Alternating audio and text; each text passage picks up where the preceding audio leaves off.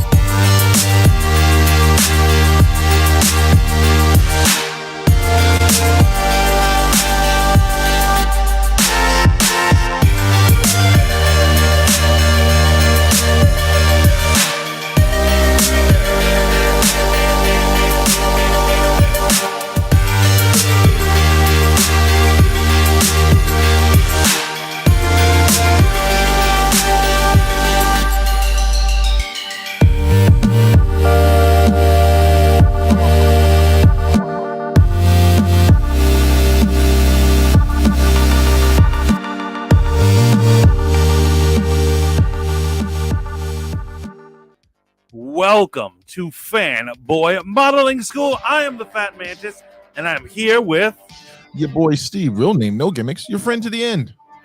Friend till the end. How are you, brother? I'm doing good, man. I am refreshed and, feeling great. How about you, man? I am living the proverbial dream. First, I got to say happy election night to everyone out there. But is it a happy election night for everyone that's out there? It absolutely cannot be. That's an illusion or a lie that people tell each other. We're like, it doesn't matter who you vote for. Go out and vote. No one has ever meant that. Right. They really mean stay home if you disagree with me. Get out there if you do. It's just some stupid shit people say. And I want to say, Shaolin Iceboxer. Oh, what's up, brother? What up, Shaolin? And shout out to everyone out in the chat. We love you all. And so first, just a reminder to like this video, subscribe to this channel, keep tuning in to Fight Juice Online. Amazing things are happening, especially as we move into the holiday season. Right. More activity. This little baby channel has been, it's been doing its thing. It's been a lovely home for Fanboy. Yes. A home. Yeah. But I think only, new streams are coming. It's going to be amazing. It's going to be quite amazing. Man, I hate to drivel on and on about this, but that nap refreshed me, but terrified me at the same time. I always wondered why old people would wake up from naps with that look in their eyes like they've seen Jesus. I'm just, I know now it's one step closer to death. Okay, I'm going to put a stop to this right now. Right.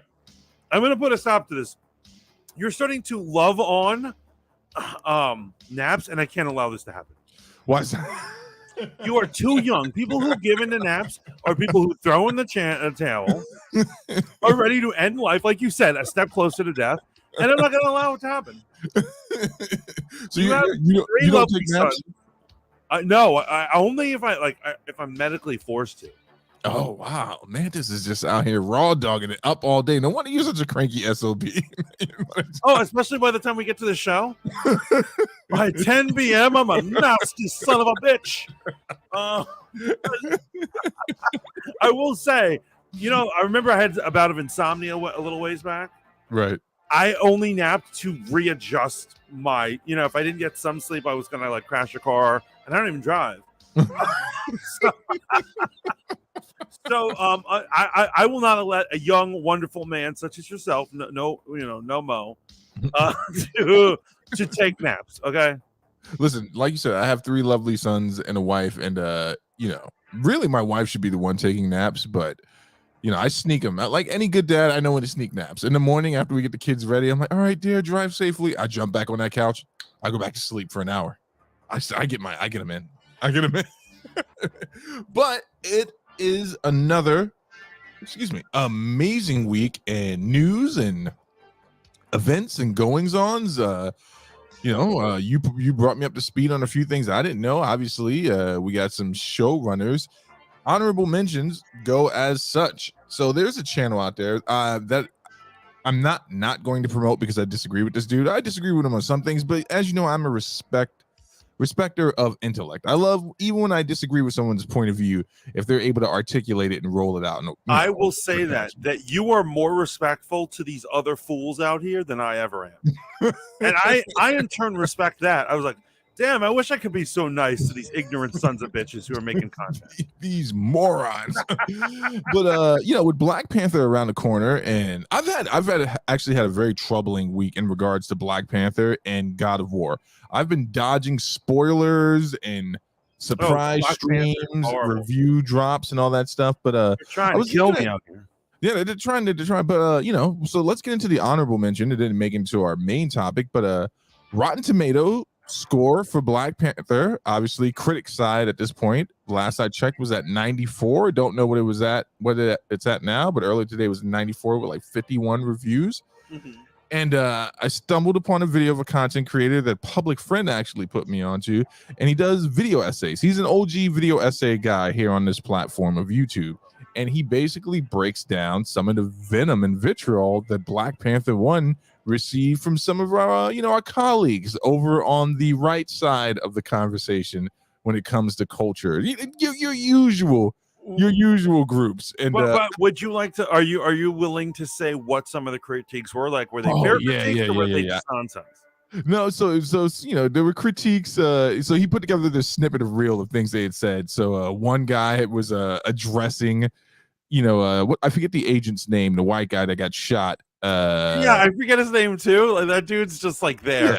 Bilbo's there.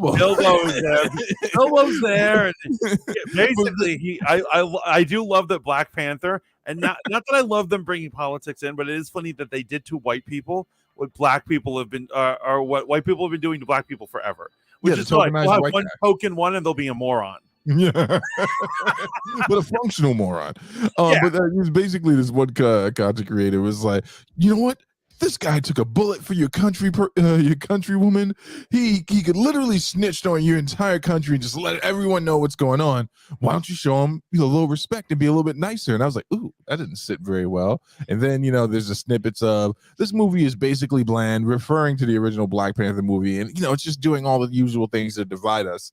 So I thought that was interesting on the, here we are at the cusp of Wakanda Forever coming out. And, the box office prediction looks good for it. It's tracking in the right direction with all the pre-sale tickets. I don't think we ever thought that it wasn't going to do well in this regard. But what do you think about that Rotten Tomatoes score?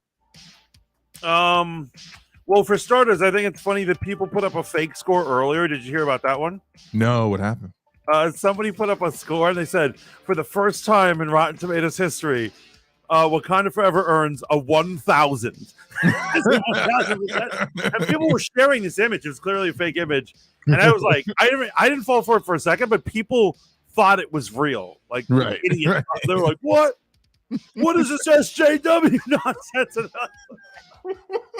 I didn't even know. I wasn't even going to tweet at these morons. That's amazing. That's absolutely amazing. Like the fact that you can have a meltdown like that over.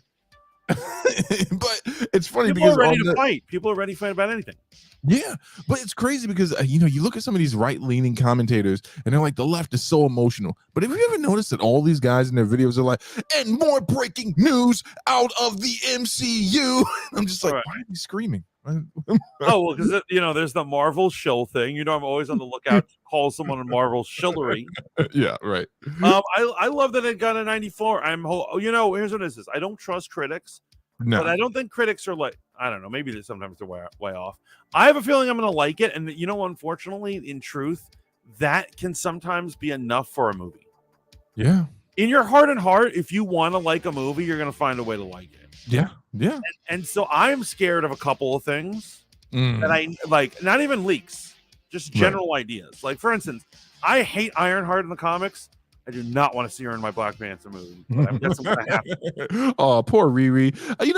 We need to do a Riri revisited because sometimes I think she catches a lot of unnecessary smoke because it's on the heels of one of the worst story arcs ever, Civil War II, which in actuality isn't that bad. It was just like there was no need for there to be a Civil War II, right? Well, what I really felt what Civil War II was all about? They were like, these crossovers are not making a lot of money like they used to. What did everybody love? Civil War. Let's just do it again. Yeah. See, I thought you were going to go in an entirely different direction. I thought you were going to say it was about feminism trying to destroy the superhero community. I am sick of people attacking feminism in general with superheroes because anytime they see a woman do something heroic, they're like, this is some woman feminist nonsense. And I'm like, there have always been women superheroes. Actually, I think women superheroes predate feminism. Wonder Woman predates feminism. It's true. I mean, even though wasn't her creator like a sadomasochist bondage type of he was, but he was. But however, the woman that he modeled after, he was like obsessed with her. Yeah. She was his goddess. He wanted her to use the lasso on him. Yeah. He was the first simp, proven. Blue Beta. Historically proven first simp ever. Yes. That's all I got for honorable mentions, man. If you want to jump right into the bullshit, Shallow says nah. Riri Williams sucks. And so I gotta say, go for it. The best, and I've seen people dissect this, and I don't know who I'm accrediting here.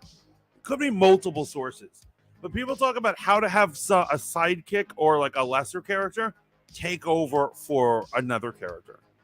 And they point out that Falcon, Robin when he became Batman when Batman died, Wally West taking over for the Flash. Right. You know what? All these characters, why they were done well, as opposed to people who hate like Riri Williams. It has nothing to do with her being black, nothing to do with her being young, nothing. They earned it. Her being a woman, they earned it. They were in the comic books as a side character, learning how to be a superhero or work on that person's level for years. Right. So when they took over, the audience felt they're like Sam Wilson deserves the shield. Yeah. When Dick Grayson got it, he was like, out of all the idiots in the Batman film, Dick Grayson deserves the cowl. Well, yeah, I heard some great commentary from Rob at Comics Explain in regards to Dick Grayson. I'm glad you brought him up. He really is, if you think about it, publicly. I want to make sure I'm using the correct words, but Dick Grayson really is the embodiment of being a superhero, isn't he? Right? Like, he is the best of both worlds. He is both Batman and he is both Superman. Right. And even with the Dark Crisis event that's going on right now, it's even mentioned in there. He has kind of a fight, he has a huge drag out, knockdown brawl with Slade Wilson, aka Deathstroke. And Deathstroke says as much, and Black Adam says as much. They give him his flowers. So yeah, he definitely earned the sidekick moniker. I think the only thing I disagree with in this regard is Miles Morales was someone that was easy to drop as people to label him as a token.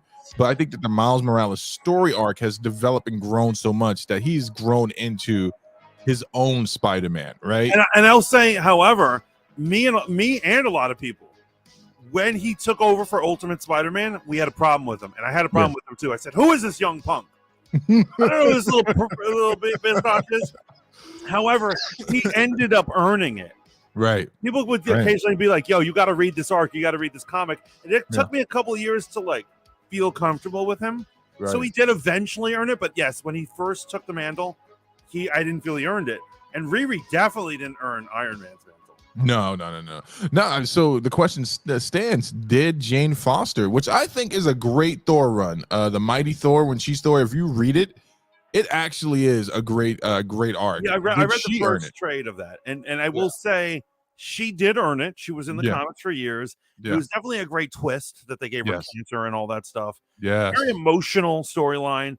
I'm not going to lie. I'm glad when it came to an end. I am saying this was a good run. Right. Don't keep her Thor. But yeah, she earned it. I think she definitely earned it. Yeah, Jason Aaron, those guys, they did their things with that. But Aaron's a god. He became a comic book. He became a comic book writer from a comic book contest. Yeah, really? I didn't know that. They were like, you have to write an 8-page story for a superhero and we'll publish it. And all these people writing in, and he wrote an 8-page story about Wolverine. And they not only did they publish it, they later on hired him for other work. And he kind of like, he did like a comic here and there, like as a fill-in guy. Right. And he like earned his role to like become an actual steady comic book writer. Dude, I love it. I love it, man. Shout out to the unrecognized literary geniuses that reside in the world of comics, right? Oh, shout out to them. And so let's go ahead. Oh, wait, before you do, I got an honorable mention. What's an honorable? What so this is it's funny. I put election special on a lot of our streams, which is probably why no one showed up. Everyone's streaming live right now because it's election. Right. Like, election special. Election special. Like the nerd-rotic election special. I'm like, who needs that? Who needs it? So I thought it was funny. It is technically our election show, even though we're not really going to talk about it. But I got to give a shout out to Steven Crowder, a man I don't ever even listen to. I'm not even subscribed to. Right. But apparently he broke a record on Rumble for like 300,000 people simultaneously in his stream for his election stream going on right now. 300 concurrent? Wow. Yeah, concurrent. And so that even beat Trump's. I think Trump had 180 on Rumble. Wow. One of his his Nazi speeches. I'm sorry, no offense to anyone who, Rebex, welcome to the stream. And X, what's up? Fangirls for fanboys. I love it when she says that. But yeah, so once again, I'm not a Steven Crowder fan per se. He's not someone I gravitate to, but I do congratulate him on his work. Well, that's the thing about being, intellectually mature, right? It's a few traits here. I'll say some stuff that's going to shock you, right? Mm. I think a sign of emotional maturity, intellectual maturity is, can I exist in a space, oh God, no, where someone else has a different opinion as me? That's the question being asked in America tonight. Can I even be near that? I think I'm not a Crowder fan. I have watched a lot of his stuff because I peruse everything going on in the ethos. I just want to stay up on current events, and I like to get balanced commentary from both sides, or even the middle ground of any topic. And I've gone to Steven Crowder's thing, and I'll say this about the man: he really has proven that you don't need to be on a major network to have that type of success. In fact, he has completely cut out the middleman, like so many other great creators on this platform and others, and said, hey, I'm going to do it on my own. Even if you don't like the Young Turks, right? You gotta really respect what they've done on YouTube and Twitch. Oh, you know who else? Megyn Kelly. Exactly. Megyn Kelly left Fox News because she was getting sexually harassed. She's on YouTube, and when you look at her thing, you think it's like professional. That is her in like her living room. You know what I'm saying? Like, God bless that blonde goddess. Laney just slid up in the chat with a hey yo, what up, Laney? Hello, Laney, what up? Everyone's just sending that love up, and Bex, of course, sending the love. Love you all, guys. I hope you're all having a great election night. Let's get into our topics for the night. Let's get into it. So I think up first on the ballot, we had the Kathy Griffin shenanigans. Kathy Griffin. Which is so funny because it's so old. Here's what it is. It actually happened yesterday evening, but it feels like it was like a week or two away, right? Right. Okay, so it was basically the rundown, guys. The rundown. Kathy Griffin, who she got kicked off of doing New Year's Eve ball dropping. Right. She used to do that for ABC because during the Trump administration, she took a mask of Trump and made it look like it was a severed head with all this blood. She carried an axe, and she took a photo of it and started sending it around, and I think tweeting it. And even people who hated Trump were like, you went too far. Yeah. I agree. That was well over the line. Yeah. So she lost her spot for that, her New Year's Eve thing. So she's already like a racy chick. Homegirl, for some reason, she's part of the people who hate Elon. Yeah. They hate him for being an innovator. And she disguises her accounts to look like Elon's and starts tweeting some crazy shit. Now, what she did, I don't know. They've been deleted. Right. And so Elon, this is so hysterical. Elon boots her. He bans her. Yeah. What's funny is Elon hasn't changed the terms of service or guidelines yet. These are the same rules from the old ones, and she broke them. They say that if you're mimicking somebody, you have to say that it's a parody or an imitation in the name. Right. Which she didn't do. No, she didn't. People think it's political. They're like, oh, you don't like people who make fun of you. He's like, probably he doesn't like that. But he got her because she didn't follow the rules. Yeah, well, it's the rules of the old garb, as you're pointing out right now. I see where you're going with this thing. Let's just backtrack a little bit, and let's talk about Kathy Griffin, right? Now, I want to say something that I don't think is going to be overly controversial.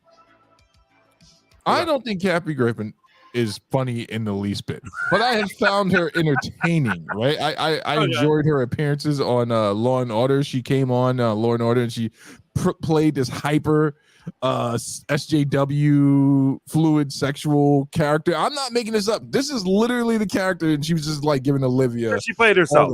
She was giving her conniptions. Yeah, she played herself. But I find this to be terribly interesting because there is so many things going on right now with Twitter and some of the things that Elon wants to roll out. And this was just kind of like another one of her bad jokes, right? So I'm like, okay, so your response to this was you pretended to be him, and the end goal was what? Right. Exactly. That's what I'm wondering. What is the end goal? You want to make him look foolish? You want to make him look like an asshole by pretending to be? Because he does that well on his own, right? He doesn't. Yeah. And, it gets even more pathetic. You know what she did immediately after that, right? What'd she do? Cry? Oh, it gets even worse. She starts accessing her dead mother's Twitter account. and starts tweeting from there. And she's like, "This is my mother's account. It's me, Kathy. You guys think you can silence me? F you," and flipping out and all this stuff on him. Oh my goodness, she's a political prisoner. And guess what happens? That account when got you banned. use dead people's accounts. That one got you get banned. No, what I love about this is that she's one of these people who said she was going to go to Mastodon. You know, that's the super liberal, hyper liberal version of Twitter. Mm-hmm. That's very few people are on. It's like their Parler or whatever. Right. She said she was going to go there, but doing what she did and then immediately trying to find another account to go on to, even stooping so low as to going onto her dead mother's account, shows that she is too addicted to Twitter to ever give it up. But how is she being silenced, right? Like, this is the thing I don't understand. What were you trying to say? What was the point? Like, if you're going to be some type of like social or political activist, I believe that there should be a point to any message, anything you do, right? Anything that goes up, there should be a point that, you know, people can understand and they should be able to rally behind it. This just seemed like another attempt from a comedian whose career is not popping like it used to be, if it was ever really popping. And she tries to be this social commentator, but there was no depth or weight or even funniness to the things she was saying. And I'm not defending Elon Musk. I'm just saying that Kathy needed what Kanye always needs. Me. To be standing right there in that moment where she's about to tweet. I'm like, this shit's not going to land the way you think it's going to land. You shouldn't do it. You don't do it. There's such a thing as too far, and she didn't go like too far. Isn't like the mother thing was too far, but on her own personal realm. Right. The Elon thing, you're right. It's not too far. It's just stupid. But I think you accidentally, inadvertently answered your own question. Okay. When you said, what do these people on Twitter think they're going to do if they're going to be an activist? And that's the point. That's actually the point of Twitter. Twitter allows people to feel like they're being an activist when they are doing nothing but bitching in a comments section on the internet. It requires nothing. No volunteerism, no time, no energy, no nothing. You just get to mouth off and feel righteous. So it's funny, Cincy just slid up in the chat, and I was about to use Cincy as a point to that. What up, so, Cincy works with an organization called Q Kids, right? And his in local Cincinnati. So I believe that if he has something he has to say about these subjects and the area he is working in and helping to improve, that has depth and weight, right? People are going to be more inclined to see someone who's actually out there doing something and hear their opinions, or if you've been involved with it in the past.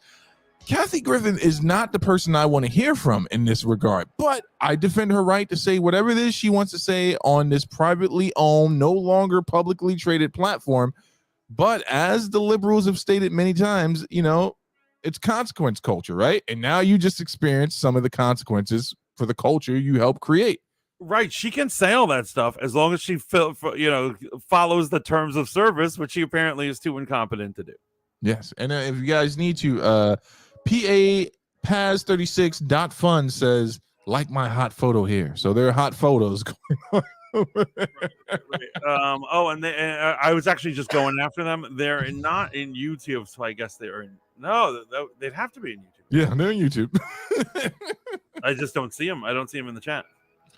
You can't see them on your side. What? I know. I see them in StreamYard. I don't see them actually. Weird. More shenanigans, man. It's probably Kathy Griffin trying to sabotage us. But screw Kathy Griffin, man. It's so irrelevant, but I only wanted to bring it up because it lends itself to something we're going to talk about for a little bit, I'm sure, which is everything that's going on over on Twitter. But I guess I have one more honorable mention, but we don't need to get into it. I just want the chat to participate on this. If someone can explain to me what Kyrie Irving did, that this man is on an apology tour, get at me in the chat, because I'm not sure I understand what he's apologizing for. He shared a link. But let's get back to Twitter. Well, that's what it is. He's apologizing for sharing a link, and people didn't like what was on the other side of that link. Oh, like it was a documentary that said some things. See, now that's got some depth right there, right? That's got some depth, and we got some meat to bite on here, right? But I don't want to get canceled, so I'm not going to get into it. I don't want to get into it. But Kathy Griffin, of all people, man, like it's like if anyone's being a tryhard in that moment, it's her for sure. Because you're not competing or speaking out against some evil tyrant that's now coming to like plunder and pillage social capital and steal everyone's opinions. This guy bought this company. He fired a bunch of people and then rehired them back and then fired some more again. What exactly is the that's growing pains between any company that's going to be doing that. And so, by the way, you Musk shill, you will let the facts stand as they are without. Well, here's what I'm saying. That happens all the time. You know, companies they hire, they fire people. Then later on, they're like, "Wait a minute, we can't run this program without so and so," and they're like, "Call him back," and they're like, "You fired him, sir." Like, get him back in here. Get him back. Offer him a hook or booze, whatever it takes. They can't run it without him. Shaolin Iceboxer says, and it's an echo chamber too. It is an echo chamber. 100%. That's why I'm kind of glad Elon took over, because now it's letting the other side come in, and now it won't be so much as an echo chamber as it will be. Everyone will get a chance to be an idiot. Everyone gets the chance to be Kathy Griffin on Twitter now. Invite your friends, say what you want, feast, laugh, love, all on Twitter. Get banned. And just as a little tidbit at the end, the champagne socialist known as Ethan Klein, he's a YouTuber, very popular. He did the exact same thing she did. And then he got banned too. And what he did is he put the word, he scribbled on a piece of paper parody, and he put it as his banner. However, the guidelines say you have to put it in your name.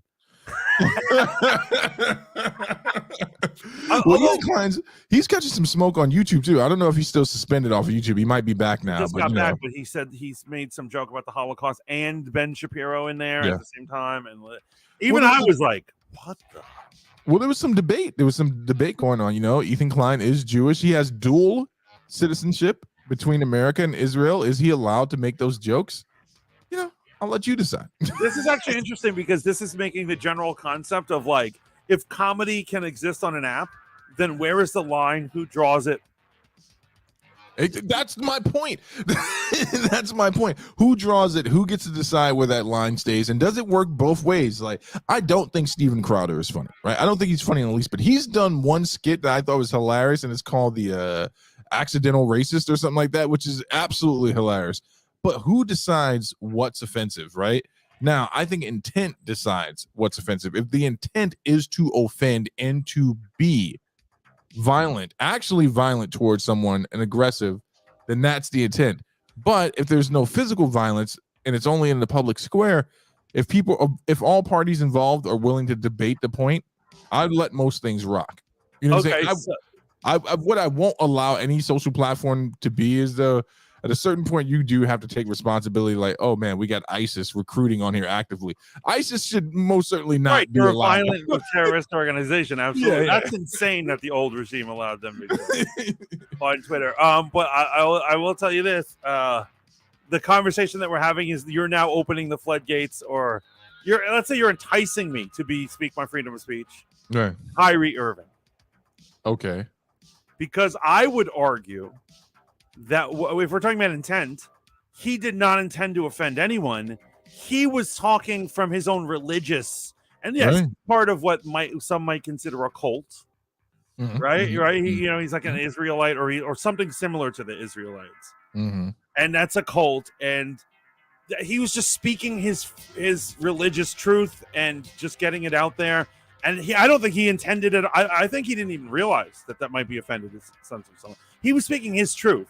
And so if that's true, then maybe he should be let off the hook. I don't know. Well, he's definitely not experiencing what Kanye's experiencing, but he's going to have to do the things that, they've laid out a bunch of stuff for him to do to get back in the good grace of the Nets. He's bending that knee. He's bending the shit out of it. Yeah, he's been, I'm not mad at him, right? I understand when it comes to your legacy and doing, I believe in spite of his absence last season, I think it was last season. Get that sense he's more of he's kept up with the sports more than I have. But he had the whole COVID, right? And he didn't want to do the shot or anything like that. But I understand bending the knee for a guy like that because you've already been out for a season. Your social capital is down. Now your money's not going to be right. I could see how he bent the knee. I could see. Oh yeah, absolutely. And what's funny is Kanye will not bend that knee. No, because Kanye has enough money banked, whether or not he's still considered a billionaire. I believe that his insanity mixed with the money that he does have and whatever conviction he has, like, I'm not a. Well, he did apologize. Actually, it was a slight apology, but when it comes down to Twitter and everything that's going on, right? So let's get into some of that. Elon did what happens most commonly, as you stated, when a business, when someone acquires another business and they have to gain back some of the capital that was spent. They start looking to trim some of the fat. He laid off some people. We're all aware of that. Are you aware of the original head honcho coming out and tweeting that he apologized that this happened? And he actually stated, I grew Twitter too fast. Not Twitter itself. He's talking about the staffing. Did you see that? This Dorsey guy. Yeah, I think the guy's an idiot. And so yeah, you know what? Jack Dorsey's trying to stay in the limelight since he was out. He was outed as the CEO. Mm-hmm. Because he actually didn't walk away from CEO-ness. He was kicked out. Yeah. And so, however, I don't know if he sold his shares or not. I mean, I guess he must have. I think everything's owned by Musk at this point. But I think to stay relevant, he's trying to ride on that algorithm. And because the thing he founded and created was so different than what Twitter is now. I don't even know how useful his statements are. Yeah, I think they're only useful because it's telling in regards to the subject. Like, some of the people that were laid off, it was to get back some of that capital. And I'm sure there were some departments that, Elon came on. He's like, what do we need this for? I need to make back some of this money. But it happened, so we have to talk about it. So here's what it is. This is a phenomenon that we all do. Every single one of us. Whether we are verbal about it or not, we're all armchair whatevers, right? We're watching sports, and we go, "Why did Tom Brady throw it there? He should have thrown it there." As if any of us know anything about being a quarterback or a star athlete. In that moment, exactly. Yeah. We look at cops and videos with cops or criminals, and we're like, why did the criminal do this? Why didn't he do that? As if we've ever been in that situation where cops are chasing us and we know how to escape. We just always think we know better. And that's what Elon did. He looked at it from afar, not from the inside, and he said, I could do this better. Right. Absolutely. I think it's arrogant and pretty messed up. Beck says, I want to be a publicist so damn bad. These celebrities are wild. Bex, you were supposed to be my publicist, and you have failed. Yeah, look, his name is in the mud. You never stopped me from hitting the send button. I actually talked to Bex right before I hit the send button. I'm like, I'm going to say this shit. Bex is like, you should say it. Have a drink before you say it, too. And I'm like, good advice. Bex says, why share the link if you're going to apologize? But whatever. Yeah. And so I know that they really, I don't think he wanted to. He didn't apologize for a while there, right? Yeah, no, but... so here's the thing, man. Freedom of religion, right? Whether you recognize it as a religion or not, it is a religion. It is a widespread and growing fast, not just here in America, England, the Caribbeans. I mean, Africa. This group has grown exponentially, man. And as you know, I keep up with their growth quite a bit because I know any day now they're going to kick that door in and come get me for some of the things I've said publicly. Yo, my man, they're going to come get me because I'm mixed blood. They hate us mixed blood. They absolutely. They've told me to my face I'm going to hell on 42nd Street. I'll be walking by the street. And they go, you're going to go to hell if you breed together. Like that motherfucker right there. And I'll be like, what? Like not even realizing that I was getting called out. You're trying to figure out why the Power Rangers are attacking you. They're dressed like Zordon and his boys. Baggy pants. They got stabs, magic stabs. Oh my goodness! Still, it's a mess in these internet streets. No. Beck said, "Child, it's a mess." Child. Isn't this the idiot who thinks the world is flat? Referring, are you the Kyrie Irving? Is he a flat earther? Is he a flat earther? I don't know. I don't know. I wouldn't be surprised. He seems.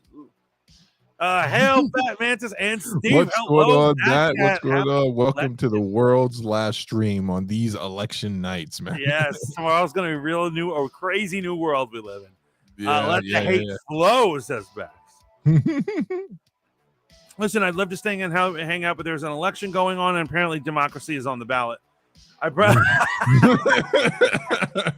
was good. I love it that they say that.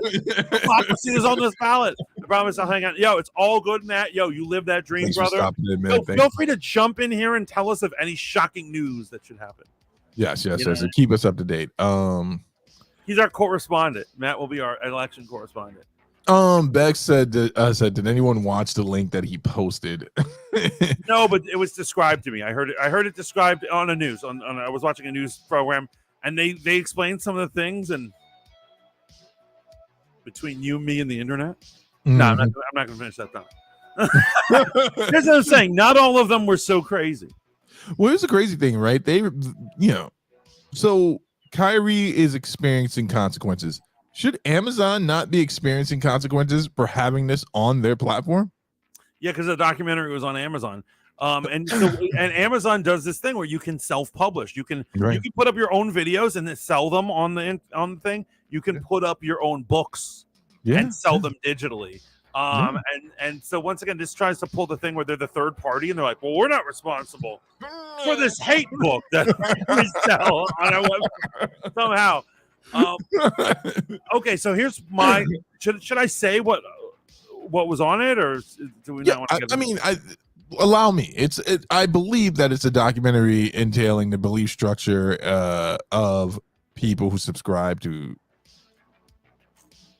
I hate to call it Hebrew ism, but who subscribe to the notion that black people, more specifically blacks that were victims of the transatlantic slave trade and their descendants, are the actual true chosen people of God. Yes. And that the people and then I think it also accused the current people who are claimed to be the chosen ones also ran that slave trade. Right. Yes. I think that was the thing that really pissed off a lot of people. Yes. Now, here's something interesting about this whole conversation. Ben Shapiro, I think I tried to say this before last week before I really started to block out. Ben Shapiro is a guy who doesn't like to scream racism and anything, but anti-Semitism, on the other hand, he laid out a very comprehensive line of what is anti. I wonder what do you remember what that was? What is his definition? I'm curious. Well, this was one of the things where people claim that that people who are Jewish are not actually the real Jews. He 100% believes that it is an anti-Semitic attack, an attack on Jewish people. Yeah, so I guess I can't comment. Basically, no, not because I'm trying to be sly or something, but I would have to be more educated on the facts and stuff like that, and so I can't tell them what insults them. You know what I'm saying? Like, I didn't know that was a common thing people said, actually. So here's the thing, right? So it's funny you use the word facts in regard to this subject, because this is something that I've talked about on Dope Dynamics, and I've talked about privately as a black man. Here is something that I stand up against. I am proud of my heritage as a descendant of slaves, right? I'm proud of that. Oh, yeah. I'm a descendant of slaves. I come from a people group that has suffered one of the greatest injustices ever visited upon any group. And then many other groups that have been enslaved by the Romans, by the Babylonians. This is, slavery didn't start with the transatlantic slave trade. And if those people want to stand up and celebrate, if there are any of them still around and their descendants, fine. That's absolutely fine. I have never wanted to remix, reinvent what is my culture and the history of that. And I think this is the thing that a lot of Jewish people are offended by, is that they feel as if though they outright are saying that you cannot say this and not think that it is harmful towards us, right? And that's the conversation that I'll let those two groups have, because that was well said, by the way, because that helped me understand that. Thank you. I mean, it all falls down to, if you respectfully, for anyone that does subscribe to this train of thought, it falls down to Deuteronomy 28. I won't do the research for you, but if you go read Deuteronomy 28 verse 2, I believe it is, there's some language that's used there, which is the foundation of the entire movement that we're talking about, right? I'm going to check this out. Yeah, and so that's the Watching thing. a week, so I'm going to go read and then research and go down a hole. And next time you're going to see me, I'm going to be wearing a turban. I'm like, hello, brother Steven Shabazz. But yo, this is not the only group. This is not the only group. You know, there's a lot of wild stuff being said on the internet nowadays, man. I don't know if you remember this. I had a brother on my show on Conversations That Matter. Shout out, Conversations is coming back. We got some dope lined up for you on Conversations. We'll shout that out at the end. You got news for the people, don't you? You got news for the people. But I had a brother on by the name of Dante Kane, and he is his father's African American. His mother grew up on a Native American reservation. She is Native American, or as some like to be described, she is a Native. And he said something that was really quick during that interview, but I don't know if a lot of people caught it. He addressed a movement of people within the Black community claiming to be the first indigenous natives on this continent. Okay. So there's a lot of stuff moving around in these spaces and stuff like that. And since this is fanboy, I don't want any smoke coming down on Mantis. Right. Like, there's a lot of this stuff going on. We try not to be a political channel, right? It's hard nowadays. It's difficult. Comic book movies are political at this point. But here's the thing. We live in a time and a space where everyone wants free speech. Everyone wants to be valued. My opinion is so important. But every opinion is not treated correctly, right? And this is the danger of free speech as it is necessary. People are going to say things that rub you and push against your own belief structure in the wrong way. It is up to you, though, to stand up, plant your feet firmly, and to refute that, right? You have to stand on your beliefs and your courage and your convictions. It's like, hell no, that shit ain't true. And then publicly address some of these claims that are being made. This is why I have an issue with cancel culture. This is my issue because it doesn't really cancel anything, because that person you just removed from the platform probably took 20 people with him, and those 20 people are going to talk to 20 more people, and these are very conservative numbers when it's more like thousands. And now this thing is going to grow in secret, right? And this is how the numbers grow. Instead of someone saying like, yeah, I'll debate you on this publicly. There are so many scholars that would be willing to address this issue. There's a dude by the name of Dr. Brown, who's an evangelical, but he converted from Judaism to Christianity. Actually, he would call himself a Messianic Jew, I would believe. And he's always left the invitation out on the table to these type of groups. He's like, hey, bring me your greatest thinkers, bring me your scholars, and I'll debate you on this subject. He's also extended the same invitation to Ben Shapiro. He's like, you don't believe that Jesus is the Messiah? I offer to formally debate you. But he didn't rally a bunch of people together and say, we have to remove this voice from the internet. Right. And so actually, Bex brings up a great thing. She says, I think a conversation needs to be had between the two groups. The Hebrew Israelites, at least the ones that I know, aren't saying this just to be saying it. They believe it to be true. And absolutely. And that's what I'm saying about Kyrie. Kyrie didn't put that on the internet to be like Kanye, because Kanye obviously tweeted what he did to be mean, to be a jerk. He was being asked. Kyrie was just sent a documentary that had things in it that he believes to be true and is part of his religion. Right. And so and then at some point he's probably like, oh, that offended you? Sorry, my bad. That kind of situation.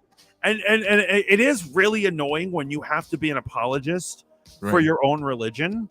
And I've gotten to the point where in terms of Christianity, I don't apologize. I don't apologize.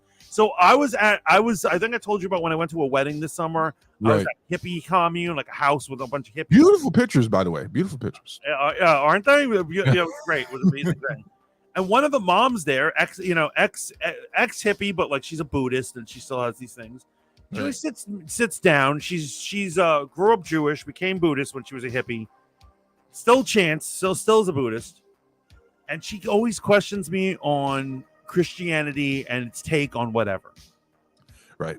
And this weekend was about homosexuality. Right. She's like, so Mantis. And I could tell, I was like, oh, here it comes. Yeah. And she's like, so what's up with Christians, them not liking gays? Like, she's trying to be nice and act like she's trying to have a playful conversation. That's clearly she's trying to push it. And what she wanted was an apology.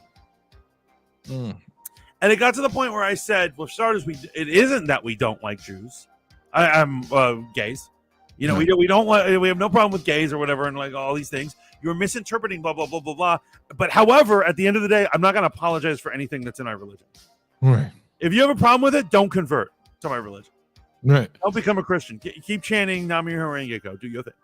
So here's the thing, and I applaud you for that, right? Because I am you step in the arena with me, and I'm all gloves come off because I believe in polemics, right? So there's apologetics and there's polemics. Apologetics is the defense of the faith. The faith. Polemics is like I'm going to come at your views at their core, right? I don't apologize for being Christian. I'm most certainly not going to apologize for the Bible either, because I don't require an apology for your belief structure. I simply don't. Absolutely.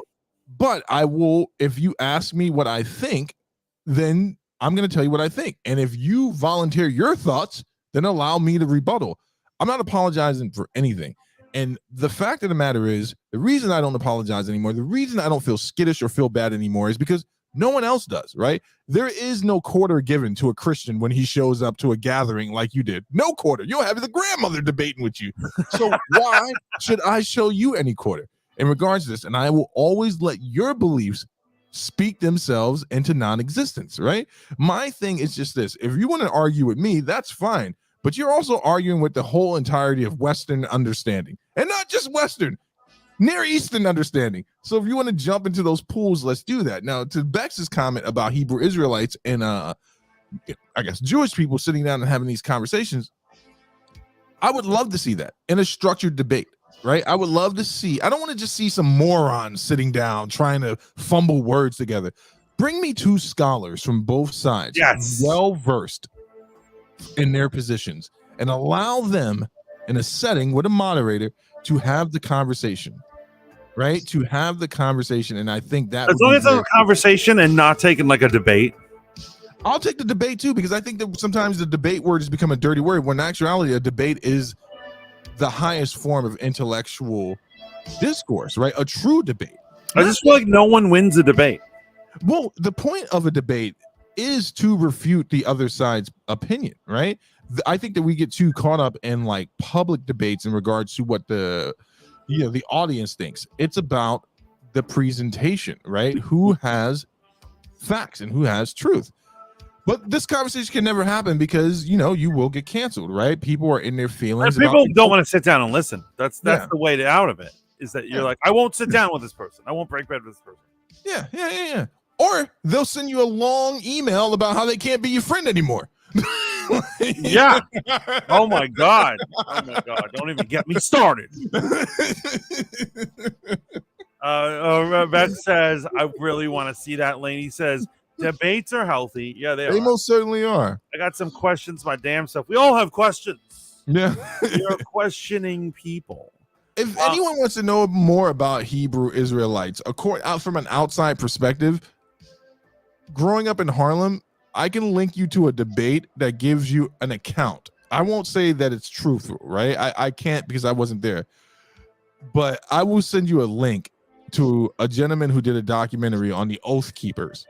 And the Oath Keepers, if I have this correctly, they were the first incarnation that was recorded of Black, African-American Jews in Harlem. And they weren't too far from where I grew up in Harlem. And they had a temple. And they were Orthodox Jews by all accounts. So they had converted to Judaism. They made a different claim than the claim that you hear most commonly. But it's an interesting, fascinating conversation. Should Kyrie have to apologize for his religious beliefs? Well, if Kyrie has to apologize, then Muslims have to apologize, don't they? Right? I mean, we'd all have to apologize. Exactly. And I'm not apologizing for anything. Someone could come in and could just walk in and they could just go, they could go on the NBA court before the game starts and they just pick up a Bible. Yeah. Should feminists have to apologize for their beliefs? 3:17 and make all us Christians as freaking apologize. Oh boy. Hey, let's get out of this religious talk. Let's get out of this serious talk. We've got to talk about a very fascinating thing. We didn't have a show last night because we had some technical difficulties, but we were able to speak. We did get together and we had a very powerful conversation about a movie that is beloved to both of us. Right. Beloved. loved Black Adam. Black Adam. Black Adam. And what is happening? There is slander going on. Smear campaign against this beautiful mixed race man. They want to destroy all of us mulattoes. It's just he's sickening. not a mulatto. He's half Polynesian, half black. Right, but my understanding, I guess to be honest, I guess I don't really know what the technical term of the mulatto is. Half white, half black. I thought it was half black, half anything. No. Wait, so we can't claim those beautiful Blasian girls? No, you can't. Wait. Because I've been telling them they're mulattoes and to join our club. I see one on the train. I'm like, oh, hey, how's it going, baby?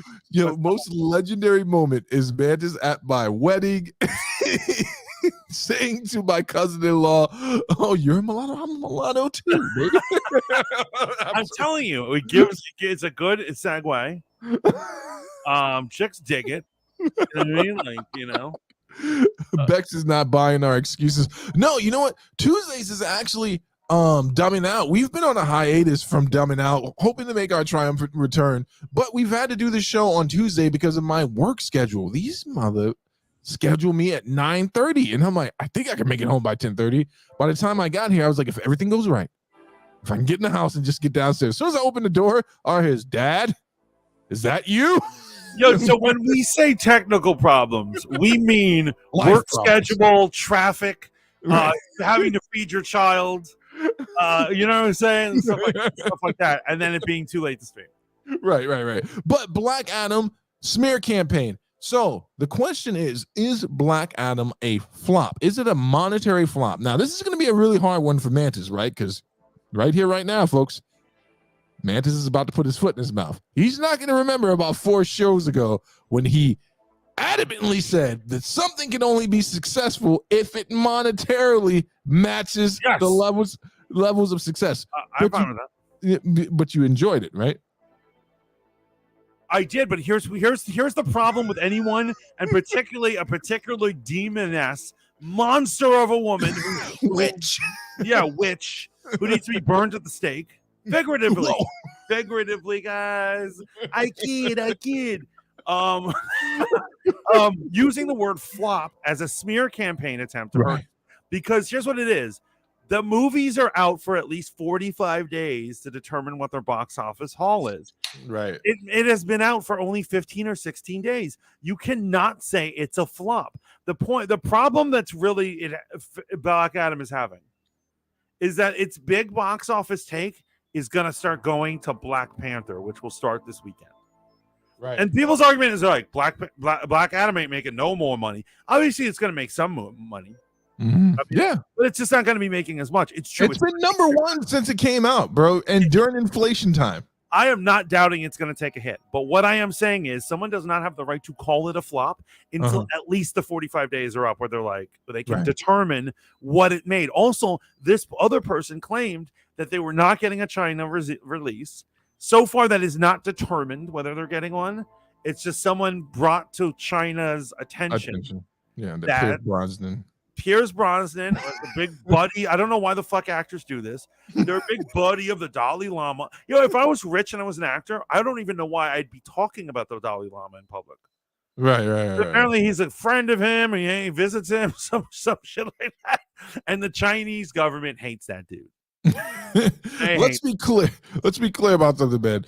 If you hate the Dalai Lama, you might need to look in the mirror. This guy's not like a pope of old that may have orchestrated wars or turned his eye against people dealing with SS attacks. It was freaking Dalai Lama. Yeah, he's a sniveling old sweet man. but my whole point is, yes, here's the thing. I'm not denying that the Chinese government is corrupt and evil. My movie's not going to be able to be played. What I'm saying is, it's not like he's as bad as Kathy Yao, who creates protests against him, right? Or what's his face who spoke out against them, Shang-Chi boy. Right. Pierce Brosnan did this when he was a young man. Yeah. But the point is, you cannot count I don't know what the saying is. You can't count your chickens before their eggs, or Right. some nonsense. The day is not over, so you cannot call it a flop. That's my argument. Well, you're not taking into account a few things. I think we talked about this in another episode, man. Digital sales, DVD releases, right? Oh, it's gonna make a lot of money. If anything's gonna hit like gangbusters, it's gonna be Black Adam, in my estimation, right? That's the type of movie people were like, I'll wait till it comes out. And also, you know what David Zaslav is doing, which they should have done from the beginning. I just don't understand why they don't do that. Instead of having it going directly to HBO Max, he's going to put it out for purchase on the digital, the App Store thing, then on iTunes, and then after a short period of that, then put it on HBO Max. So they'll still be able to make money off of this. It's going to be the way it used to be. Yeah, I think that it's going to make its money back. Now, the question is it going to turn a profit? I think it has the opportunity to turn a profit. I understand a little bit more of the dealings of a release in China, and I stand by my original point in regards to this. And I don't care, because I'm not ever going to make a movie ever. So unless someone makes a movie about me, I don't care about the response of China in this regard. You're going to be the greatest director of the 2030s. The 2030s. I think by the 2030s, you're gonna be like, you're like, hold up Productions is gonna start making movies. So here's the thing, but I'm not gonna chase Chinese dollars, and here's why I'm not going to. Because you're black and they don't want you. Because they hate Black Panther. Yeah, they won't let him in. They will not. Yeah, they won't let him in. It's for this reason, right? Dude, I would rather go through a moment of famine and adjust the market accordingly, right?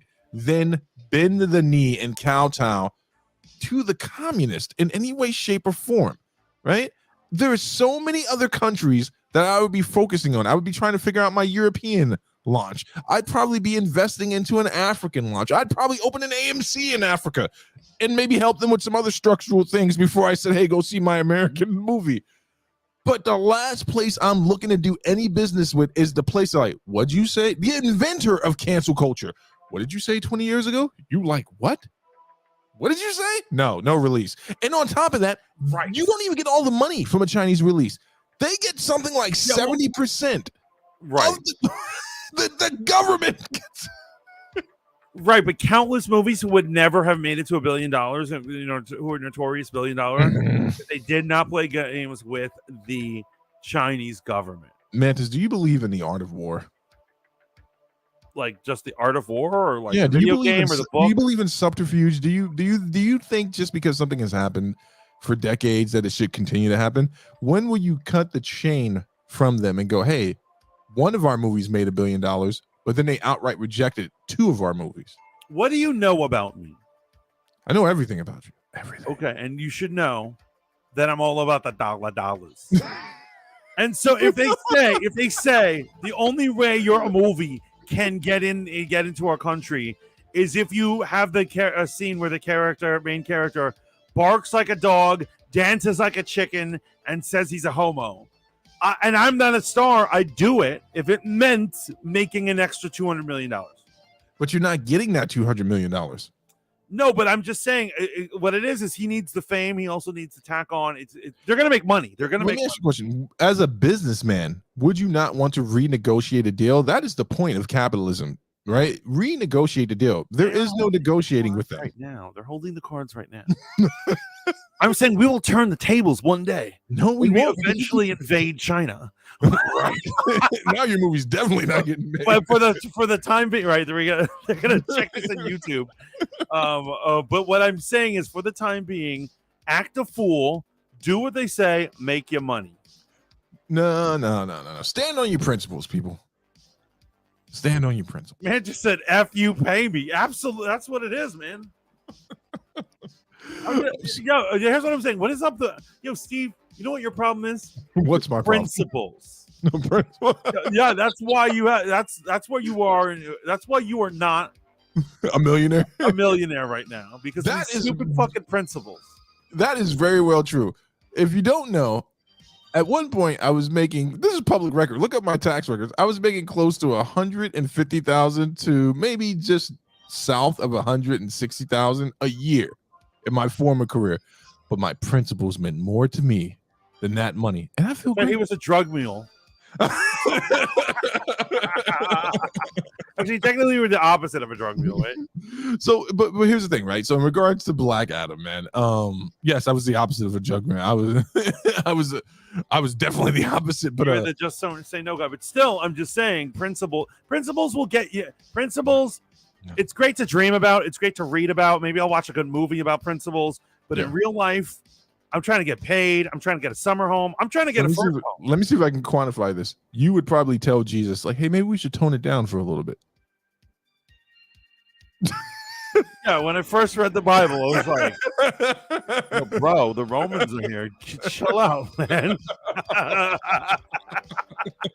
When they come to you and they're like, who is Jesus of Nazareth? Like the Judas. Sacrilege.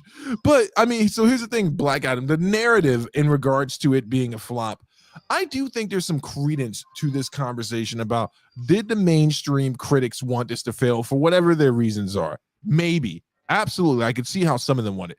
I think that her coverage of this, though, being presented as not being biased, and I just report it as it is. I'm like, no, but you are biased, and you've proven that you're biased multiple times covering other issues. And this is the core problem I have with a lot of her coverage. So as it stands, though, right now, is Black Adam going to hit 500 million in theaters?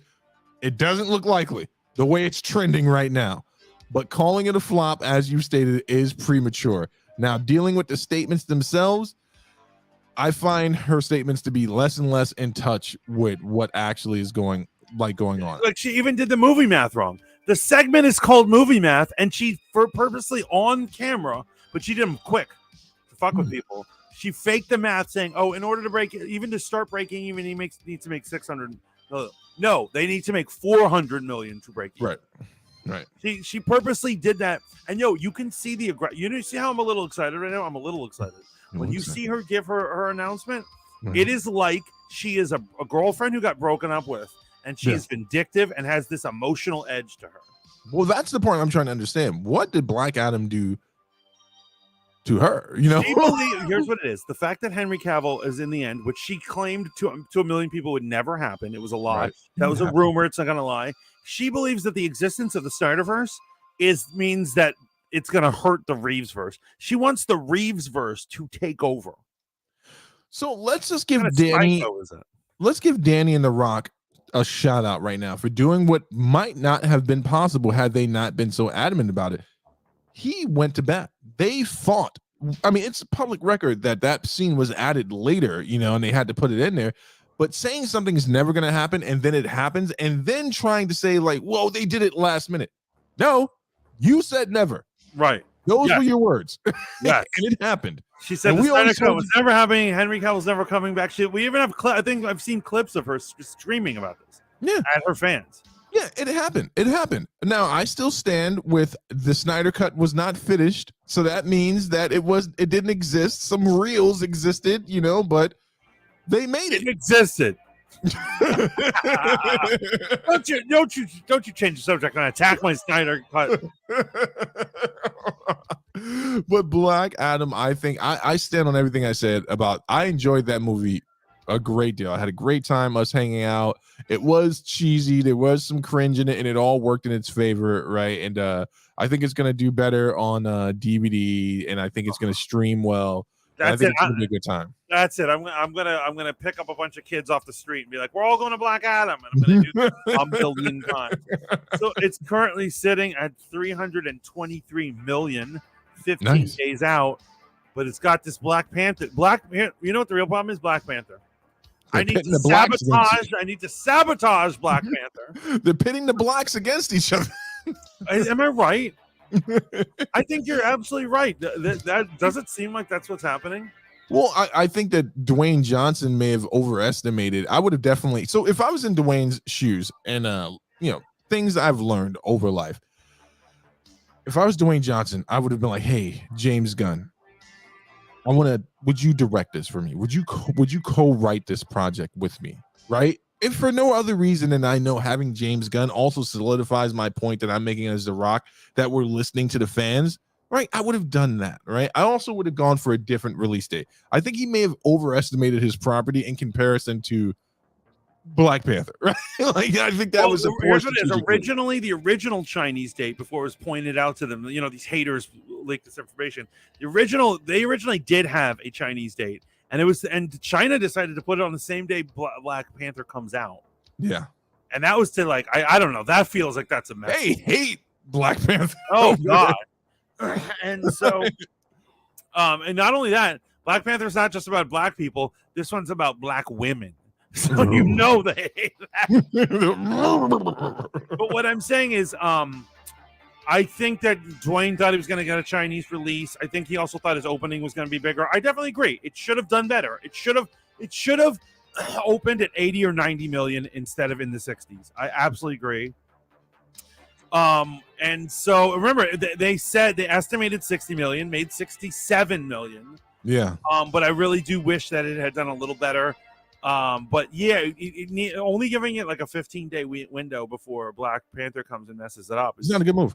Listen, I also want to represent accurately, right? I've only been in a movie theater a few times. I think I can count on my hand where people clapped at the end of the movie. And when we watched that movie and then all leading up, people were having a good time. And then the end credit scene with Henry Cavill, people were clapping in our theater. Like they were having a grand old time, and I don't think it's being accurately represented. And that's one thing that she doesn't deal with and other commentators don't deal with is the fan response to this movie, because they're like, oh, there are probably a bunch of people, haters, red pillars, just, review bombing. That's cool that you still do that, man. Review bombing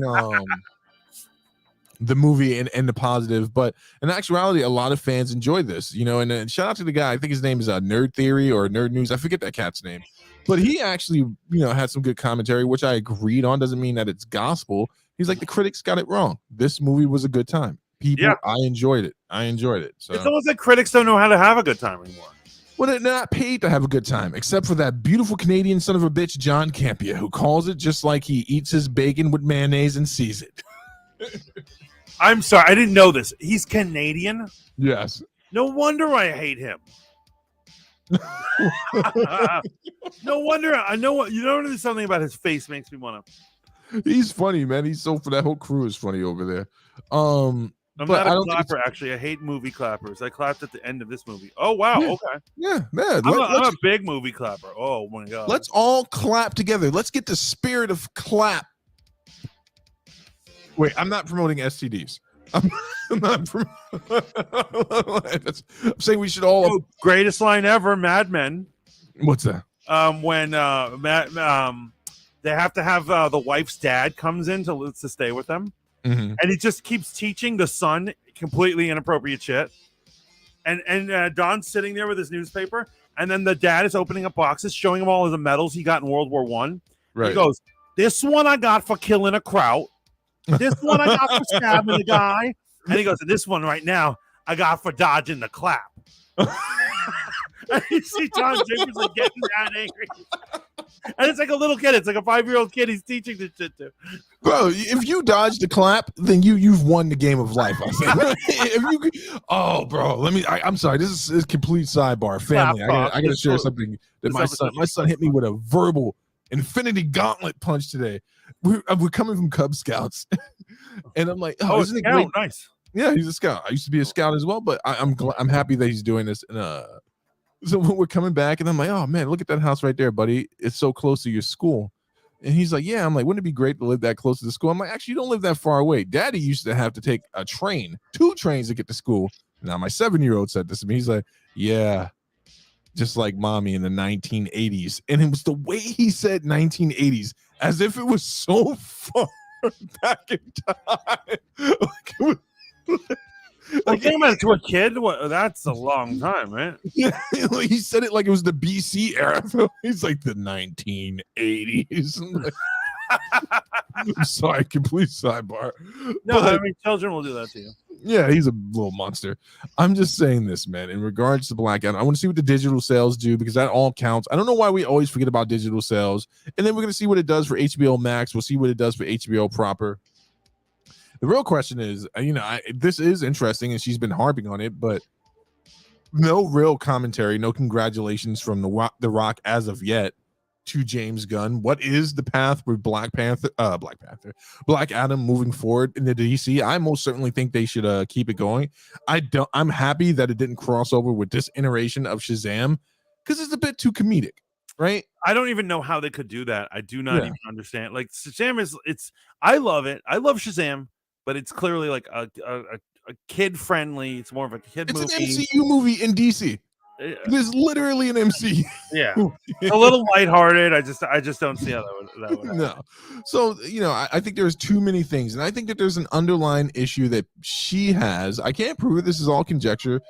Tracing back to Henry Cavill not showing up for Shazam and Henry Cavill, a man of principle. And, she has some feelings about this guy. I would also like to point out that this person also that we're talking about is a psychopath because they keep saying on their thing, they're like, there's no social media trail. There's no social. She keeps bringing up social media trails as a proof. Lack of social media of trail is a proof of something. For all we know, he called him and he said and sent him a bottle of champagne or something. Not everything has to be said on social media. Yo, I took the most amazing shit this morning. I don't need to tweet about it. Just because I didn't tweet about it doesn't mean it didn't happen. Right. Okay. There we go. Did you say you took the most amazing shit? Yeah, it was incredible. The point is, a pile of shit, just like this girl's career. Basically, the point is, just because he doesn't tweet at him does not mean anything.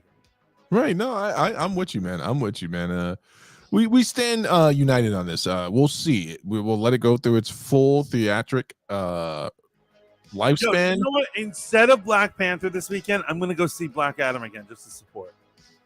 Oh, well, you do that. Black Panther, what do you think the opening is going to be? I don't even know what it's tracking for. I just know it's on course to make money. So they're saying 170, which is still amazing. That's big. Which is weird because they're not. And their first one made 190. Yeah. Well, why is it not tracking as big as the first one? Because Chadwick's not in. That and I think just like Black Adam, inflation. You have to take into account that people are struggling right now, right? People they can't pay like a $17 movie. Exactly, man. And it's those days might be gone in this economy where you can go see a movie with your entire family and you could just have that money to throw away, especially for the middle class and lower class. Also, in regards to what Black Panther is tracking versus Black Adam, two different movies, two different movements, right? Black Panther has the benefit of an entire movement behind it on top of its normal fandom, right? So you got a movement, this cultural importance of this movie. Of course, people are going to go out. You got the death of a beloved actor who was an amazing thespian prior to being inducted into this movie, right? If you don't know Chadwick's body of work before this, the man played James Brown and Jackie Robinson. Yeah, he's incredible. Oh my God. So there's a lot of stuff propelling this, right? Yo, maybe it wasn't last. I think it might have been the one before that. The Oscars, 2 Oscars ago, I lost my goddamn mind when he didn't win the Oscar. Oh, for sure. Oh yeah, the Netflix one, right? Yeah, where he's a jazz musician. Oh my God, he was so amazing in that. Yeah. It's gonna do well. But here's the thing: as we get into that commentary, there's an entire group of people, who want to see this fail for whatever reason, and I don't scream racism at everything, but there are most certainly some things that I would consider suspicious, leaning towards racism. And I do not think that Black Panther enforces any narrative that these people are talking about. In fact, calling someone a colonizer might have been the most risque thing about that. The first movie was most certainly a commentary on the relationship between the transatlantic slave trade descendants versus the people who were born in the continent of Africa. And that's the only thing it was really a commentary on. Okay, so I don't think that the people that you're talking about are gonna be smart enough to pick up on this. They're not. But isn't it obvious that they changed Namor to be somebody from South America so that it could end when they end up teaming up? It's two people who got screwed over by the white man. Teaming up, right? Okay, let's deal with this right now, right? Geographically, it has always been speculated that Atlantis, or it's always been related to a Mesopotamian country, right? It's always been assumed that it was near Greece, by Greece. There's no proof of that. I mean, but I guess there is some proof, some archaeological proof that it could vary. This would be a great episode, and I think Laney's gonna line up on me with this, right? Like, there's some evidence to suggest that maybe it was a part of the Mesopotamian culture, but nothing to solidify it. What in the comics, what race do you think Namor most commonly looked like when you looked at him, right? I was just as surprised that it was not an Asian person. Yes, he looks like he absolutely looks like an Asian man. We all know that he's not white, proven by the comic books, right? Right. And in the comics, in the new canon for the for Atlantis, it's actually a trade route that was shared in between the Eternals and the Deviants. And the reason it was sunk was because the Deviants were on that fuckboy shit and they weren't respecting what the Celestials had put down. So whenever I hear people in regards to canon and they're saying this and that and about the narrative, I'm like, did you read the fucking comics? Well, that's another thing. In order for them to go against canon, going into supposedly canon, they assume and add all these things that aren't originally there. Like people are like, well, that violates canon. I'm like, how does that violate canon? And really, they're making all these assumptions. I really can't stand that. How much assuming they have to do. Absolutely to support their own narrative. Yeah. But oh no, almost X'd out of the stream. If you had left, I would have killed. No, I'm kidding. But I do. Go ahead. There's something I want to share. There's something I want to share with the group right now. Go for it. Share with the group. Open your soul. Okay, guys. You already talked about your morning shit. And then I'm also going to tell you about my morning pee. No, I kid. I kid, of course. I want to show you something from a 1939 comic book. Okay. And this is going to put you some. This is going to give us some backstory, right? Okay. So, you see this? Yes. So here's from a 1939 comic book with Namor. Dorma, I'll have to leave you now. Wreck the ship somewhere and swim back home. I'll get in touch with you later. And then he jumps in the water, and the narrator says, and so Namor dives into the ocean again on his way to further his adventures in his crusade against the white men. Oh my goodness! Facts. This is right here. This is real. Bro, can you send me that right now? Yes, absolutely. It is a real thing. And this is from 1939. This is before Marvel even existed. This is back when he was part of Timely Comics. Wait, can you send me that right now? Yeah, absolutely. That is amazing. D, what's good? So, that is clear proof that he has never been supposed to have been white. So I feel that, right? He's definitely some race. We don't really get what it is, right? That's amazing. Checkmate.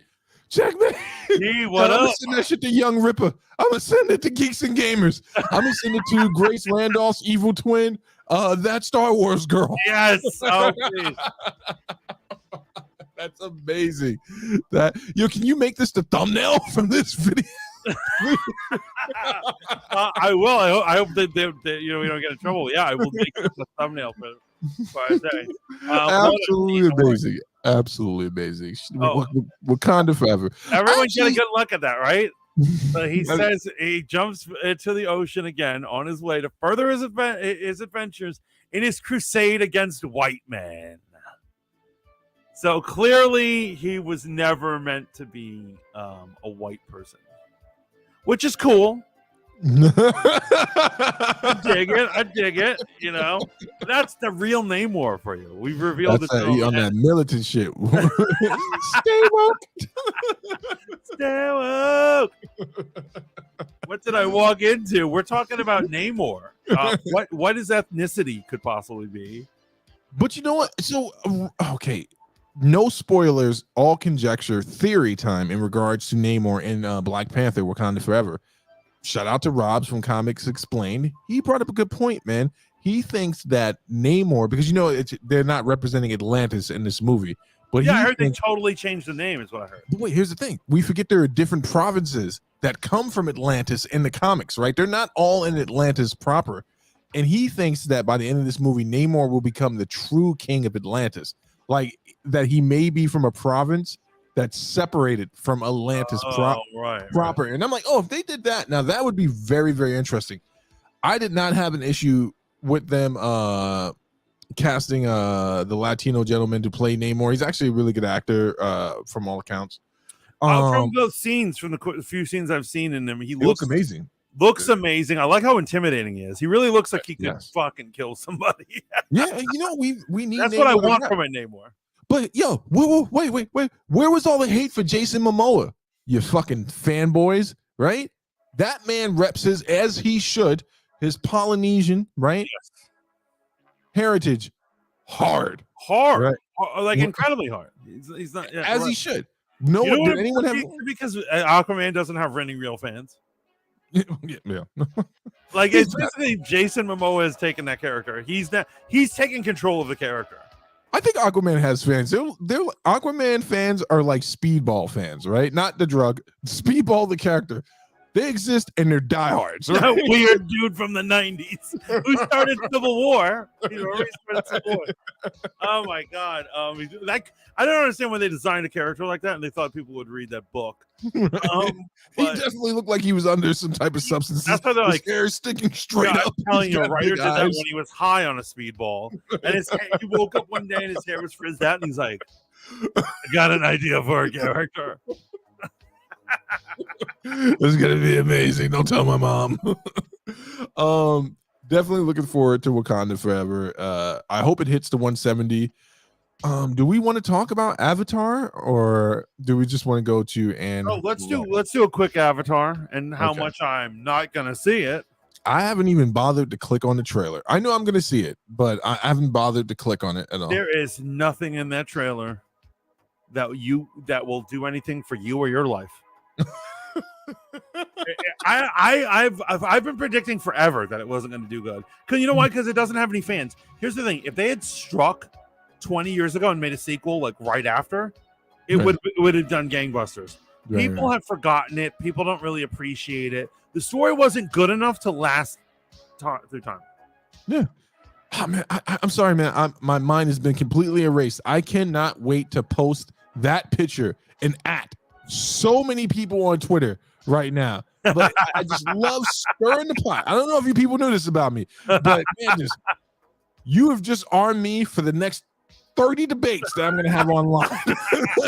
It's going to be amazing. Oh man, it is fascinating. So it is interesting that they decided to make make him the ethnicity of people who got screwed by the white man, right? Okay. And so because here's what I'm saying: if their colony was originally supposedly from South Africa, or South America, right? And so it's gonna be people from Africans and South Americans fighting against white people. Well, they're gonna be fighting against each other first, which was also some sort of hidden comment about minorities.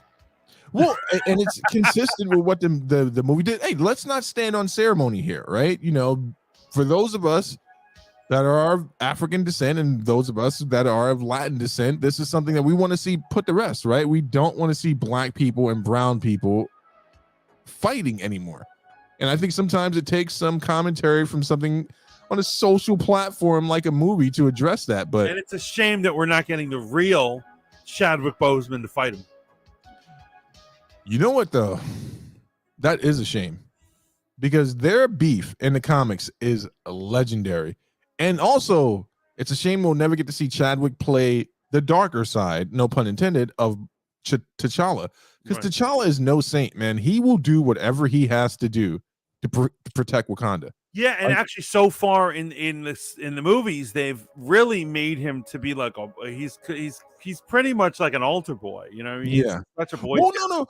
So it's funny that there's a little bit of tension in the first movie because he knows what his dad did was wrong, but he still turned and looked at Killmonger like, I don't give a shit.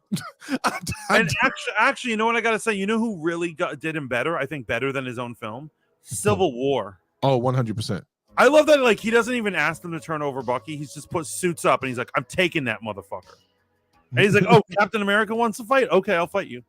Whatever." You know what I mean? He did not care.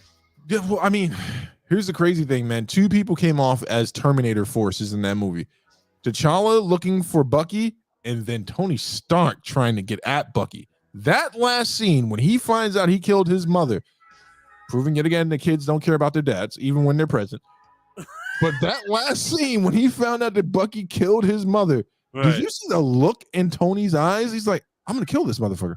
Right. I'm literally going to kill him.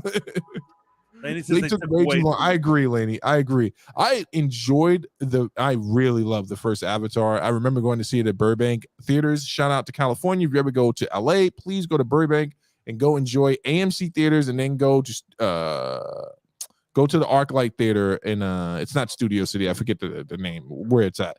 But I remember going to see it. It was the first 3D movie I had ever seen in my life. And I was like, this is great. And it was Dancing with Wolves with blue people. Yes, it's the same story being told over and over again, but I enjoyed it.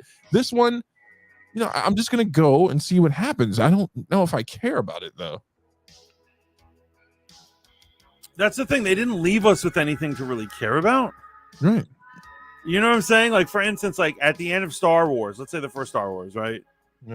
You'll be like, does Luke ever train to become a Jedi?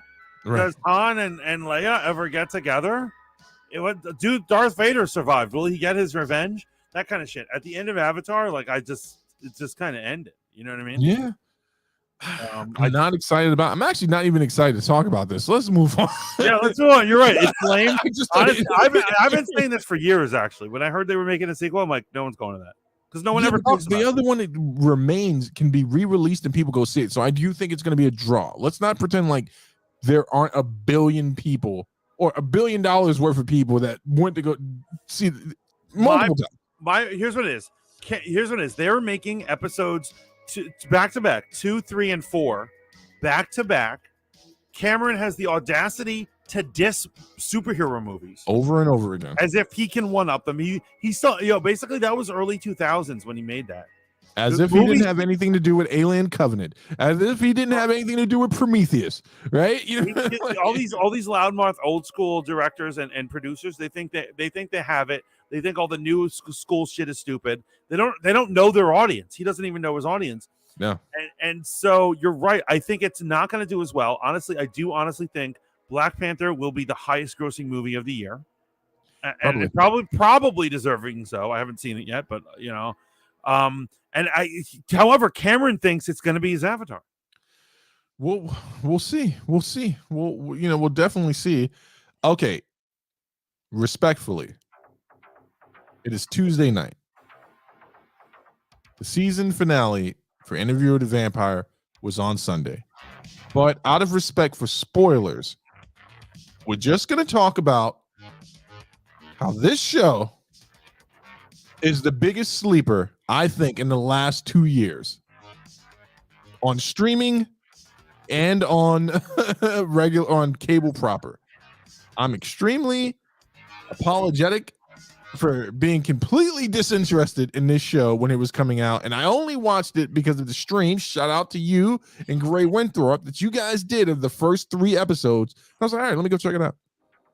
And even though I now know without a shadow of a doubt, and I knew I was correct before, that Laney, leave. No offense, Laney, but yes, leave. Well, I at a certain point Laney, don't leave. Just mute the stream. We need the numbers. Don't leave. Oh yeah. Don't leave. Just mute the stream. But we're not going to talk about any spoilers. I'm just going to say. We'll eventually talk about it. I do want to talk about it for that. Okay, we got to talk about spoilers. I'm going to say this, we'll man. Start off kind. Great acting. Great attempt for a first season. Great rewriting of a beloved lore. I've only found one person thus far that's a hardcore Canaanite of the original source material that has not issue with it, but said, I don't like some of the changes. I don't like some of the changes, but I love the show. I'm loving the show. There are some changes I could do without them. It is. I enjoyed it, and I thought it capped off well, and I'm interested to see where they go with it.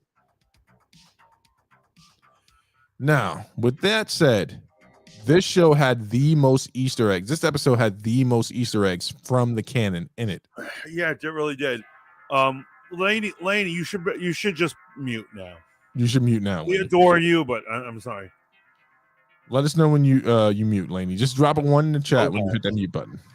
So Wait. I mean, obviously the biggest thing we should talk about, or that's on their mind, my mind certainly, the big surprise at the end. The vampire Armand. Did you know he was the vampire Armand? First, Not what I was thinking, because when it was happening, I was like, "Oh shit, they're gonna tie in tales of a body thief." Because the guy that stole Lestat's body, I believe, I have to go back and check. I believe he was Middle Eastern or something like that. I didn't catch that connection either, and you thought that was him. Okay, I thought that was him. And then when he said he was this is the vampire Armand, I was like, and it's weird. I had just watched a video to refresh for my debate with Gray, which Gray is gonna lose. Guys. Knox Ashford, welcome in. Welcome in. Holla at your boy. If you love this show so much, thank you. And if you love that show so much, well, you're welcome. Also, thank you. Also, thank you. No, I did not see that coming, but I want to bring up the biggest Easter egg, and I don't know if you picked up on it. There's a moment when Lestat sitting in his chair talking about Europe when they're thinking about leaving New Orleans, and they're talking about going to Mesopotamia. He's like, so many memories there, and he starts rattling off memories, and he's like, and the ones that should be kept. You know? Oh, yes. And so he's talking about Akasha and Ankle. Yeah, the queen of the dam and the king of the dam, those that must be kept, who are kept by Marius. Amazing. D, you need to watch this. Yes. You need to stop what you're doing and watch it. Yes. It's okay. I'm sorry. Go ahead. But I did catch it. I did catch that. That was that's what the. I just relived that moment. I was just like, wow, that was a good tie-in. So this whole episode is entirely about Claudia enacting her revenge. I wanted to talk to you about what you thought of this representation of Claudia and the revenge aspect versus what we got in the movie and what we got in the book.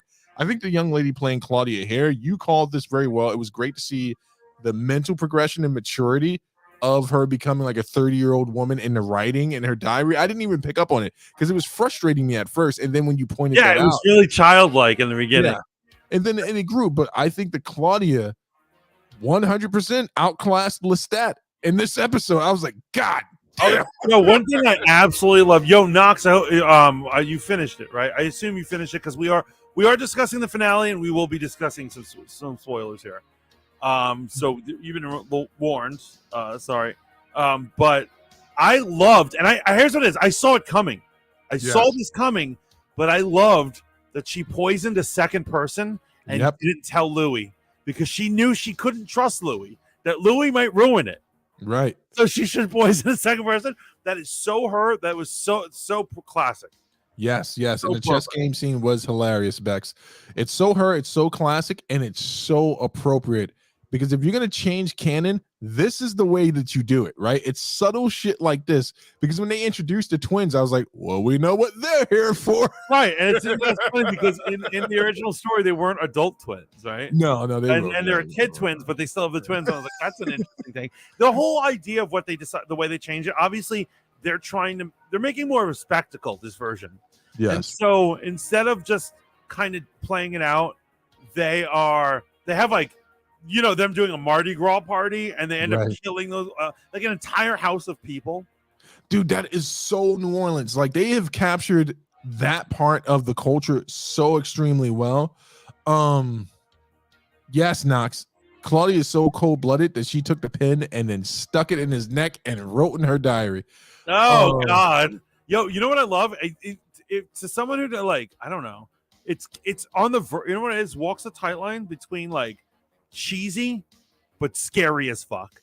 When she kills the first person at the party, when she corners them in the front door because the door's locked, and she's dressed up like a pretty doll, and she's hissing at him.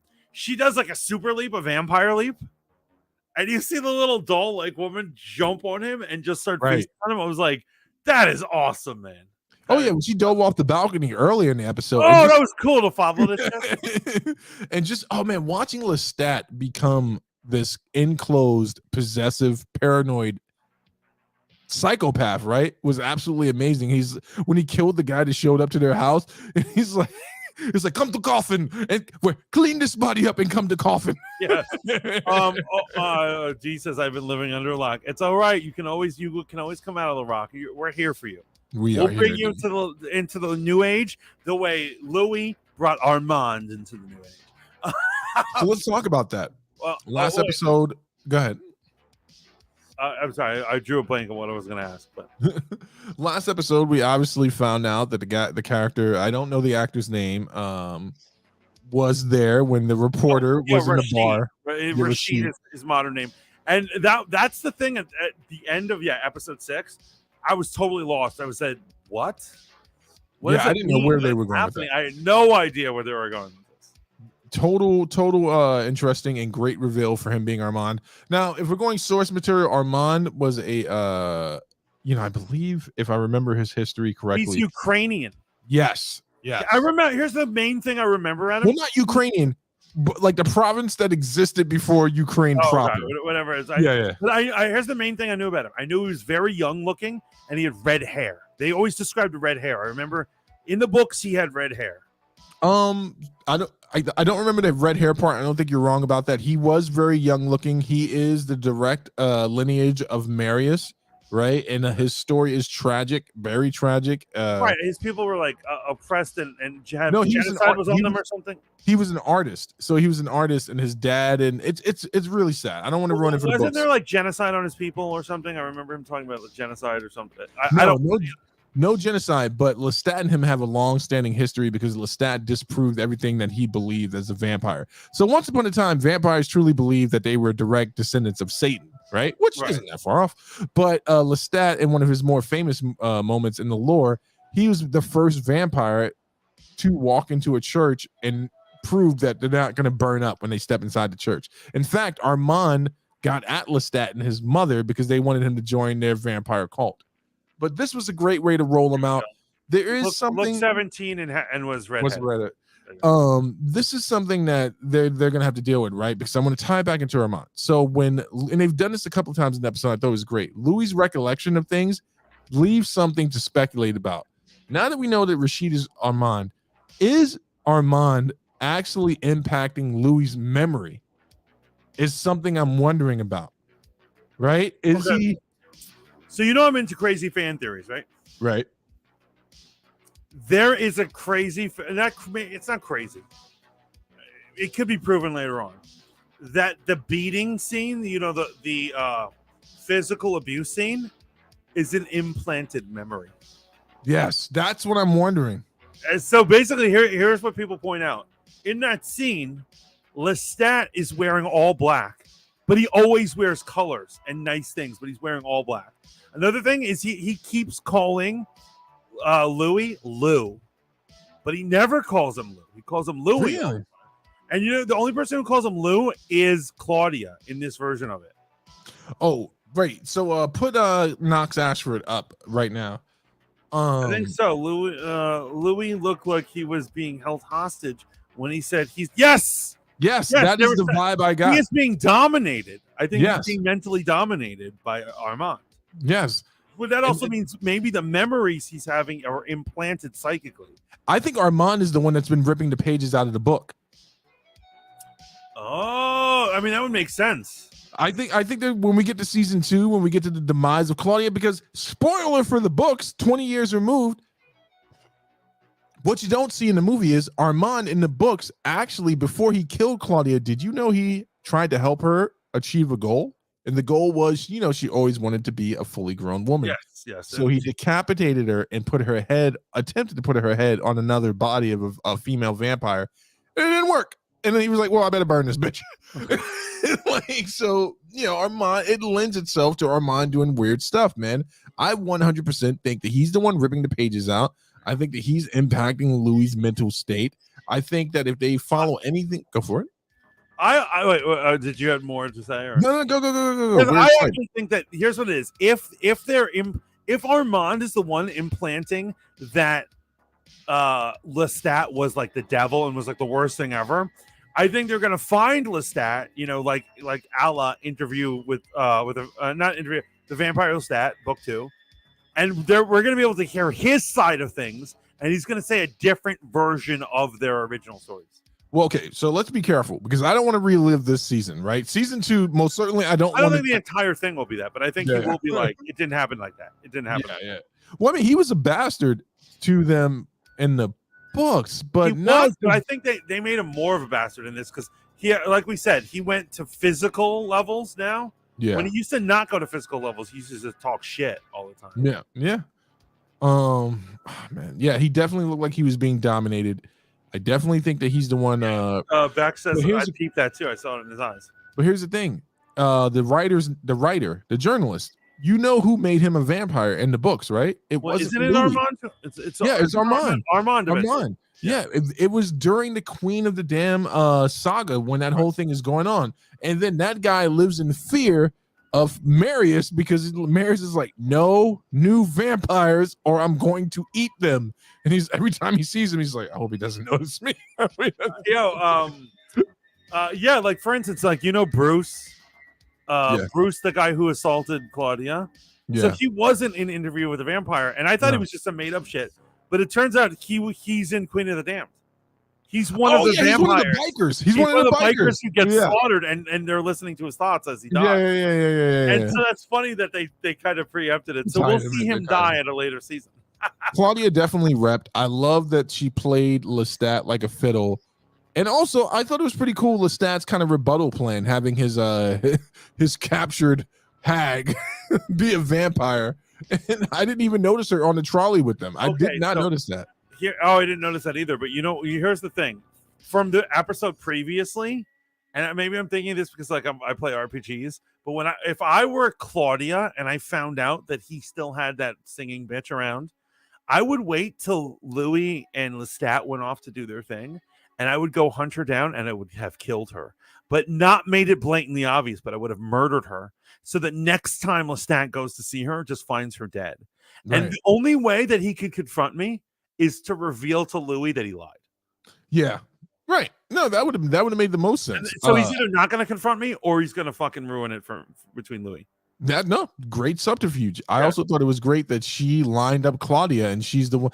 I knew something was up the minute they're at the ball, and Louis heard someone say, "You wretched dogs," and it was a woman's voice. I was like, "Oh shit!" He turned that chick into a vampire.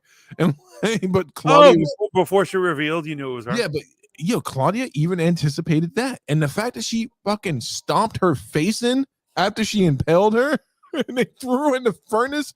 Now, what do you think about the flashback of Louis choking out Claudia? Right here we go with some memory recollection problems. Here's what it is. Yeah, Louis uses the greatest phrase in one of the episodes. The first time Daniel gives him pushback about what he's saying, he says it's the odyssey. He uses the phrase, I remember it so clearly, the odyssey of recollection. Yeah, right. Sometimes it's one way, sometimes it's another, and it's a challenge to find the truth. Oh man, I don't know, but I can't wait to see. Obviously, they're changing. Here's what it is. It's weird. They're changing so much of the original source material that I don't really know what they're gonna do. But it does seem like they're basically staying along the line, No, but they're doing it in a way that's like enjoyable. And I can't say that now in retrospect, I'm going to go back and watch the entire season. I can't say that anything they've changed has really bothered me other than the beating scene, but it didn't bother me because they put it in there. Also, I was just like, man, this is brutal. It's brutal. The assault on her, that's the thing I hate the most. The assault on Claudia, I cannot stand that they did that to Claudia. I feel like there's so many ways she could learn that the outside world is harsh than have her assaulted by another vampire. That's just. Now, did you not like it because of the narrative, or because here's what it is? We've already discussed it, and I'm on your side. I believe that vampires are not getting hard out in her world, right? And so it is strongly implied that what happened to her was a sexual assault. And that's what I'm saying. They added a sexuality to these vampires, and then they're like, and while we're at it, we might as well have her raped. It really just rubbed me the wrong way. I was just like, this didn't happen in canon. You shouldn't have gone there. That's right. I got over it, but I was just like, I get that. Yeah, I just think it was a weird place to go. But no, it's a brutal scene, and at the moment, writing right, it doesn't make a lot of sense that she got away from them for that long, right? Because if that was a real departure from the source material, that she basically went off and lived this life without them. But I gotta say, all in all, man, I give this a 9 out of 10. This first season, it's great. It's absolutely great. I can't wait to watch more. I'm gonna watch actually within the next week or two. I'm gonna watch the season again just because I enjoyed it so much. Nox says, I really hope that the beating scene isn't real. That was out of character of Lestat. It didn't match his temper at all. He's the type to throw tantrums and be petty, not torture, especially Louis. Yes. Oh, absolutely. I think it might. I admit this isn't my theory. I read it on the internet. Somebody said, do you think that maybe it's an implanted memory? But you know what else? This is my own personal thing. When he flies him up and he's talking shit and he drops him, the thing that's weird about that is I was like, didn't that scene happen between two different vampires? Didn't that happen between Armand and Lestat? So flying him up and dropping him? No, he didn't drop him. He kicked a diminished Lestat off the top of a building. Okay, there was like a scene like that, remember? But that did not happen between Lestat and Louis. No, and now that Armand's in the game, I was like, did he make that up out of his own memories of Lestat or something, or like, you know? Bro, this show hits on so many good things, but you know what I'm happy to see? That their powers are accurately, not completely, but somewhat represented in the right way. Louis does not have the gift of fire. That's a power that is reserved to the And he doesn't have Auspex. He should not be able to read people's minds. No, he's not. He's unable to read people's minds. That was actually a big deal in the book, I remember. Yeah. That he kept trying to teach him, and he's like, I guess the dark gift is different for everybody. I remember that was a big problem for them. But that's what makes Louis so appealing to other vampires is how much, in quote, he has retained of his humanity, even in becoming a vampire. So that's his big draw. That's what they love about him. And that was another thing, because he didn't have Auspex, he couldn't understand. Lestat couldn't explain to him that he's like, I actually read people's minds and they're evil and that's why I kill them. He can't understand it because he didn't have the power. Yeah. Now that he has the power, it would be easy for Lestat to explain, read his mind, he's a criminal. Yeah. You know what I'm saying? So I thought that was a weird thing that they gave him mind reading. No, 100%. What is this? Okay. Yeah, we read that one. And then Max says in the subtitles it says Antoinette's name, so it got spoiled. Yes. Oh, yes. I didn't realize that. This version of Claudia is my kindred spirit. She's amazing. She looks gorgeous. I don't know how old she is. I assume she's an adult. But she is a beautiful, beautiful woman. And I love this one where she's dressed up like the doll, but she has the fucking blood all over her mouth. Yeah. It's a great shot. It was a great shot. I love that.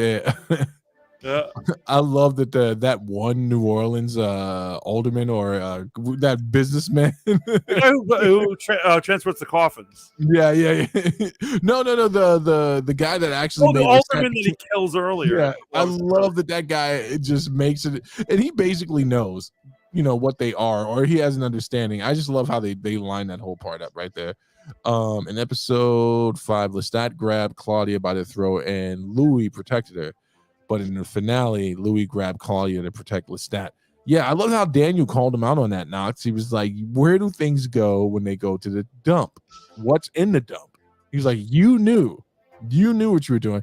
And that's when Armand reveals himself. And if he's not impacting Louis, if he's not dominating him, there's I don't even know. But there's something going on there. Like, for starters, the first question you got to ask yourself is, why is he even pretending to be a human? Why dupe Daniel? There's more to this story. There's so much more. Why does he say he worships God? Now, something a lot of people get confused from the book to the movie.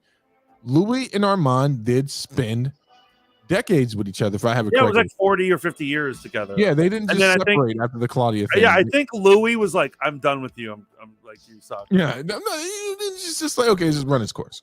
I think what he originally said was like, he's like, you don't grow as a vampire. You don't want the new world. You don't understand it.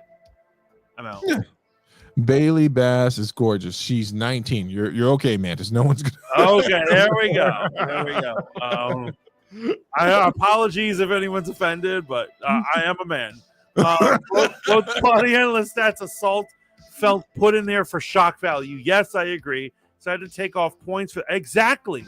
and it's still I love you, Knox. You are amazing. Please subscribe because I would love to keep talking. Knox, is this your first time here? How did you find out about us? Who are you? Tell us more about yourself. Yeah, because that episode, I was so upset. I tweeted AMC and I wrote it like an old person writes a letter of discontent from a business. I was in your local establishment of Kentucky Fried Chicken, and the Colonel would have never treated me this way. I was like, dear AMC, normally I love your show, but I was shocked and put off from tonight's events. I do not think Lestat would do that, nor do I think what you did to Claudia was appropriate. And that kind of shit. But why is it such a big jump that he would be that way if he's able to be, let's not glamorize. Hold on. Go ahead. If I never knew anything and this was new to me, I'd be fine with it. It's just that I read the book. I read the first 3 books. But he was a brutal bastard in the book. However, he did not physically abuse his children or whatever. No, he didn't. That he didn't do. And that's what I think makes him more formidable. He would make them want to kill themselves just by mean shit he'd say. Yeah, he's your typical parent. Yes. Exactly. Which is why when they took it to physical abuse, I was like, what? He's a dick, but I kind of like him. We all love him. And actually, I got to say this. We didn't talk about this, but this episode before the last, the second to last one, when he tells his fake origin story. Oh, yeah. That is so... No. Some of that is true. Some of it is true. Everything he says is a half-truth, yes. But what I'm saying is, it's them sitting there and he's on the couch and the camera's just getting closer and closer to him. And then it goes over their shoulders toward him. And it's just this wonderful shot of him telling a story and he seems so earnest. It's clearly that it's only half-truth. He only tells half-truth. So I need to go watch that episode because if he said Marius was his maker, then I'm going to be upset because they're going the same route as that Queen of the Damn abortion of a movie. But if he said Magnus was his maker, right, he calls him something else. Actually, he calls him yes, he said Magnus. He said Magnus. So yes, Magnus was. I think. Help me out here, Oxford. I think Magnus he definitely wasn't an ancient, but I think he was around 500 by the time he made Lestat. He did kidnap Lestat from the theater hall in France and take him back, and Lestat has to look at all the dead doppelgangers that are in there. So that part's true. But you know what he did do? He left Lestat a lot of money. So what's he complaining about? What's he complaining? He gave him all his riches. But it's clear that he's because he continues to tell them that he doesn't know anything about vampire culture, and he does. Right. Yeah, he absolutely does because he's just like, I was left alone. I didn't know what to do, and I'm like, right. I know he's lying, but the audience should also realize he's lying. Knox says, I'm obsessed with listening to people. To hearing people's opinions on Interview with a Vampire. I stumbled upon this live by chance. Well, welcome. You're welcome, Knox. Please hit that subscribe button. And Knox, please tune back in when I tell my good friend Gray Ramthorpe that they don't have sex in the books. It's not my opinion. They don't have sex. I can't wait till you guys have that debate. I can't wait. They do not have sex. Rebecca says, abuse is abuse, so it doesn't surprise me that it took its time. No, because here's what I'm saying. There were some people who are just verbal abusers because they're too cowardly to attack. I know cowards like that. Guys who will verbally abuse their women and children, but they're not going to lay a hand on them because they think they can get away with just being verbal. Yeah. And they break them down mentally. It's still horrible. It's absolutely horrible. We're at the. This is my first time here. I like your takes about politics and Black Adam and State. Hey, we appreciate that. Thank you for joining us. That means a lot. Poor Laney. Yeah. Laney, we're coming to an end right now. I've had a great time tonight. Happy election night, everybody. Happy election night. Great episode. I'm glad we held off tonight. Holidays, work, all that type of stuff. You'll probably see us on augmented days. I can't get home on Monday, but I had a good time tonight, man. Oh, I had an amazing time. This is great stuff. This is absolutely great stuff. So go ahead. We're about to kick it off. Thank you guys for coming. Amazing stuff. Just guys, let you know, tomorrow I'm not having a Rogue Planet. However, later on in the month, I'm having a bunch of Rogue Planet specials in honor of Thanksgiving, but I'm not going to have one this week. I'm not going to be really streaming a lot. I will be dropping content on YouTube. And what about you, Hold Up? What you got for us? So, date to be determined. Conversations That Matter is back. But first, before I get there, Thursday night, Pillow Talk with Bex will be back and back on Spoon. So we'll be having a good time. We got to work out whether or not Bex will be uploading to any other secondary source or not. But it's a great she's gonna have a great topic for this Thursday. And wait, what time is she going? 10 p.m. Okay, so actually, I'm going to tell you guys this. This might blow your minds. I actually am going to be on Spoon at 8 p.m. You're going to be on Spoon? On Thursday, yes. Doing what? Auntie Coco has approached me and asked me to be on their show. Wait, Auntie Coco is one of the new originals, right? Yes, and they want to talk about BTS and K-pop, and I'm a fan of that, and so I said, yeah, for just hanging out. So, I will be having a guest spot on there. If you don't come, it's cool. I don't care if people show up. It'll be fun though if you show up. So I will be there. I'm off on Thursday, and I'll be out of Black Panther by then. Even though it's 2 hours and 40 minutes, I'll be home well before then. Okay. So it's happening, folks. The slow reseduction. I'm not coming back to it. I'm just being a guest.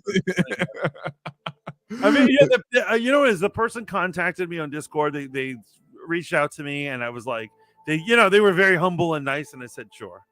They were like, you're a legend on Spoon. Will you come on my show? I got an original, and I was like, yeah, sure. Auntie Coco seems like a nice person. Yeah. Well, I'm gonna tune in for that. That sounds dope, man. She sounds dope. Bex will be going on at 10. Bex, if you want to drop in the chat what you're going to be talking about that Thursday, I believe I'm going to be with Bex. We'll figure all that stuff out. Hey, hold on, Steve. Don't you want to tell us? I am. I'm getting there. I'm rolling it out, motherfucker. And then Conversations That Matter is back, and I'm going to be so grateful and so thankful to be hosting hip-hop legend Mike G, one of the trio of the Jungle Brothers, is coming on the show, and we're going to be talking about his journey as an MC and as a true artist in hip-hop and a pioneer for so many of the groups that you enjoy now. If there was no Jungle Brothers, believe me, there would be a lot of people that wouldn't exist right now.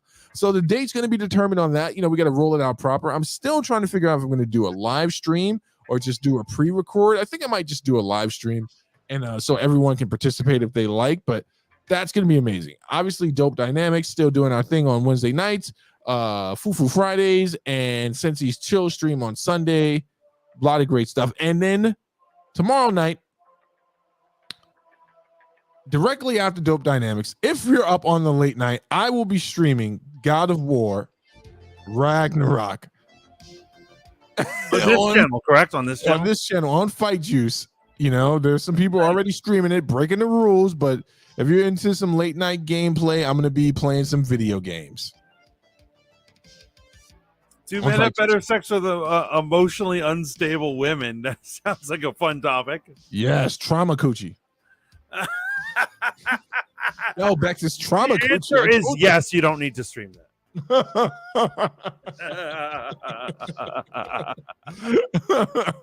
It's not a myth, D. It's not a myth. But yo, this has been Fanboy Modeling School. We've had an amazing time. This has been amazeballs. We love you all. Thank you for all the newcomers. Thank you for the old timers, everyone who came by. We are loving this. Have a happy election night. I hope you get whatever you want election wise. That's not true. My team should win.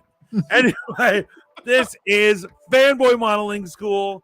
Remember to like, share, and subscribe. Until next time, ciao for now, bitches.